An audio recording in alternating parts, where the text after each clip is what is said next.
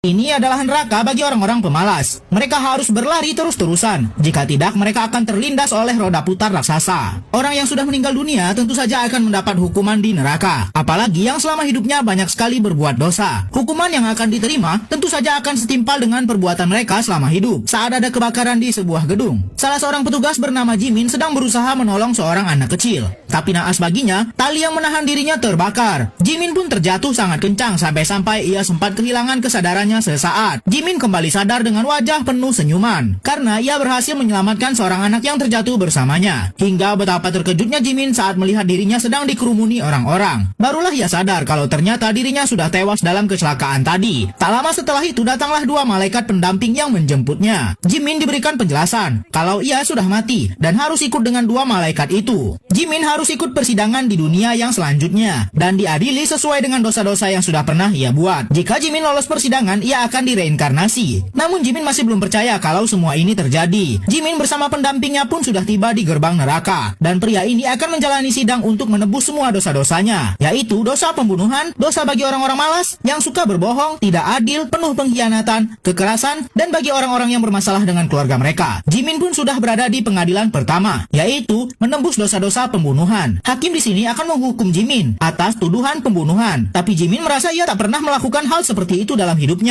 Dan ternyata Jimin dianggap membunuh karena pernah meninggalkan rekan kerjanya yang sedang tertimpa bangunan di tengah kebakaran besar. Padahal menurut hakim, Jimin masih sempat untuk menolongnya. Sehingga Jimin dinilai melakukan dosa pembunuhan secara tak langsung. Malaikat pendamping Jimin meminta Jimin untuk mengingat kembali peristiwa itu dan memberikan kesempatan pada Jimin untuk menceritakan kronologis yang sebenarnya. Ternyata awalnya Jimin sudah berniat menolong. Tapi ternyata rekan Jimin sendiri yang meminta Jimin untuk pergi dan menolong para korban lainnya yang masih terjebak di dalam gedung. Malaikat pendamping pun meminta Jimin yakin dengan dirinya kalau ia tak bersalah. Sebab pada peristiwa itu Jimin juga sudah menyelamatkan banyak orang dalam kebakaran itu. Malaikat pendamping benar-benar meyakinkan hakim dan jaksa kalau Jimin tak bersalah dan harus bebas dari neraka para pembunuh. Setelah mendengar semua kesaksian dari Jimin dan malaikat pelindung, akhirnya hakim membebaskan Jimin dari tuduhan tersebut. Tapi sidang belum selesai bagi Jimin. Ia harus melanjutkan ke sidang berikutnya, yaitu sidang bagi orang-orang pemalas. Saat ini Jimin sedang menjalani sidang yang akan menentukannya apakah akan bebas atau masuk ke dalam neraka pemalas. Pada sidang ini, ditampilkan kegiatan Jimin semasa hidupnya. Ia sangat rajin sekali bekerja dan suka menolong orang lain.